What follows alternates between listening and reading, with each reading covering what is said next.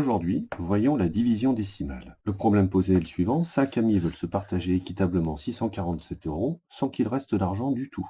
Combien recevra chacun? Cette situation correspond exactement à une division, à savoir 647 divisé par 5. 647, c'est le dividende. 5, c'est le diviseur. On cherche à savoir le quotient, c'est-à-dire la part de chacun, de manière à ce que le reste soit nul. La façon de faire est exactement comme pour une division euclidienne. On cherche dans 6 combien de fois on peut mettre 5. Une fois. Une fois 5, 5. 6 moins 5 reste 1. Je prends le chiffre suivant, chiffre des dizaines. 2 fois 5. 10. Il reste donc 4. Je prends le chiffre des unités, donc 47 unités. Combien de fois peut-on mettre 5? 5 fois 9, 45. Il reste donc 2. À présent, on va essayer d'aller au-delà. Souvenons-nous du partage dans l'animation que j'ai fait précédemment. Ça, c'est comme s'il restait 2 € à distribuer. 2 € entre 5 personnes. Et bien, ce qu'on va faire, c'est qu'on va transformer les 2 €, les 2 pièces de 1 €, en 20 pièces de 10 centimes. C'est exactement la même chose. C'est donc comme si on rajoutait un 0 dans la partie décimale, qui est inutile dans 647 €, mais on peut toujours rajouter un 0 après la virgule, et donc ce 0 descend ici, et je vais maintenant partager 20 en 5 parties égales. Seulement, ça c'est la partie décimale. Donc surtout ne pas oublier, au moment où on met une virgule dans le dividende, de mettre une virgule aussi dans le quotient. Et donc on va se demander, dans 20, combien de fois 5? Justement, ça tombe juste, 4 fois 5, ça fait 20. Et on obtient un reste, comme on le souhaitait, un reste nul.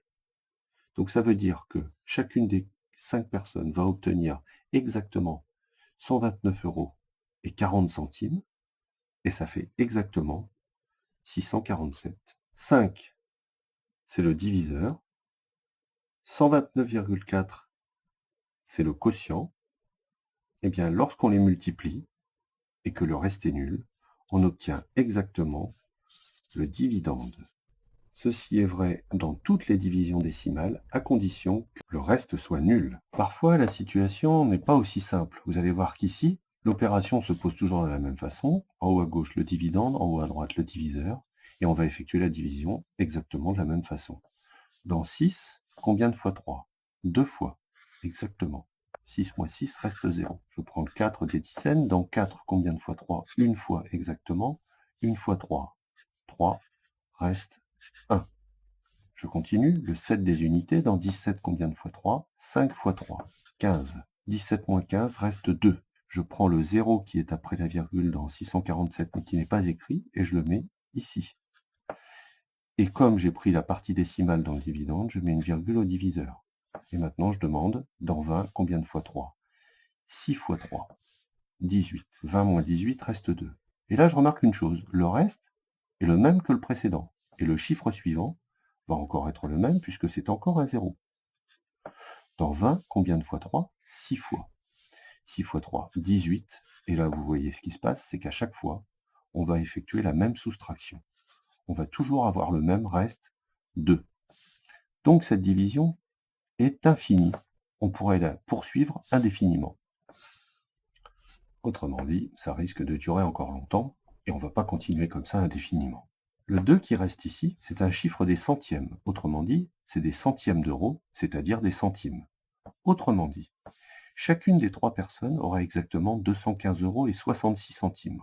3 fois 215,66 centimes, ça fera presque 647 €, à part les 2 centimes qui restent.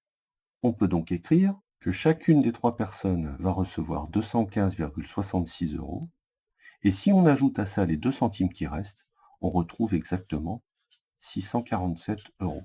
On obtient encore une fois diviseur fois quotient, plus le reste, est toujours égal au dividende. Dans ce cas-là, on pourra écrire que 647 divisé par 3 est proche de 215,66